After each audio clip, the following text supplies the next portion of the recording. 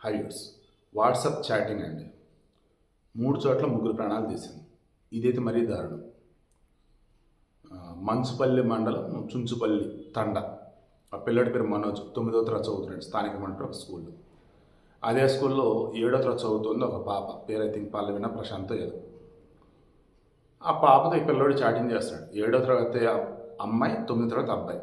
చిన్నపిల్లలు ఏముండిద్ది సరే నిండెత్తుని ఎలా తెలుసుకోవాలి.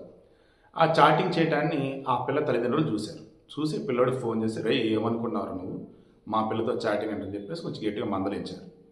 మేబీ వాళ్ళు చాటింగ్ ఏం నడిచే ఏంటనేది డోంట్ నో. వాళ్ళకి వీల్ చేయాలా, పోలీసు కూడా చెప్పాలా.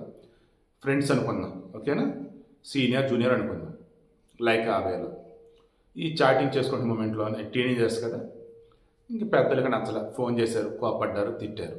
ఈ పిల్లడు భయపడ్డాడు. తప్పు ఏదైనా చేసాడు అనుకున్నాడా, లేదన్నప్పుడు అవతలలో వచ్చేసి చేస్తారనుకున్నాడా.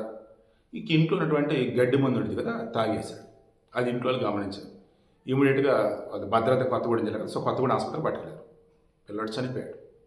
వాట్సాప్ చాటింగ్ పెద్దలకు తెలిసింది, చనిపోయాడు. వచ్చి ఏం చేస్తారు ఏంటంటే భయపడి.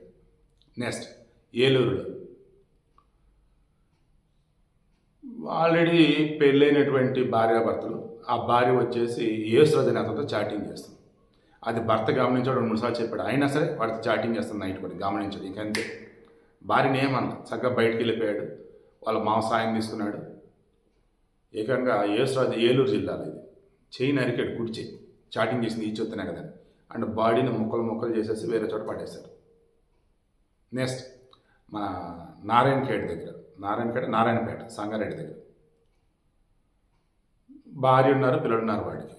బట్ స్కూల్కి వెళ్ళి అమ్మాయి 9వ తరగతి అమ్మాయి మీద మనసు పడ్డాడు, మాటల్లో పెట్టాడు.